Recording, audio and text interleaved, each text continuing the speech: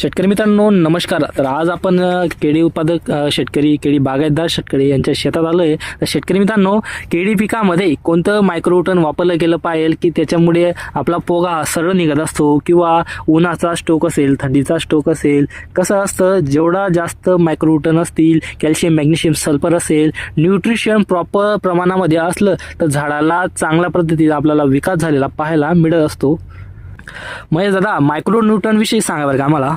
मायक्रोन्यूटन हे दर महिन्याला दिलं गेलं पाहिजे. केळीमध्ये मायक्रोन्यूटनची फार गरज आहे आणि दर महिन्याला ते द्यायलाच पाहिजे. त्यामुळे झाडाची ग्रोथ, अपटेक वगैरे या सर्व गोष्टी समतोल राहतात आणि ते झाडामध्ये आपल्याला ते रिझल्ट तसे पाहायला मिळतात. आणि जे कोणतं दिलं गेलं पाहिजे मायक्रोन्यूटन मध्ये?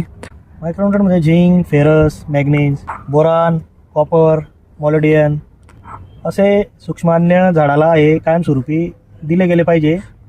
तर शेतकरी मित्रांनो, असे सूक्ष्म अन्नद्रव्य असतील, न्यूट्रिशन असेल, पुरेपूर प्रमाणामध्ये झाडाला मिळत असलं तर झाडाची ग्रोथ आपल्याला चांगली पाहायला मिळत असते. शेतकरी मित्रांनो, अशा नवीन व्हिडिओ पाहण्यासाठी आपल्या चॅनलला सबस्क्राईब करून घेणे. धन्यवाद.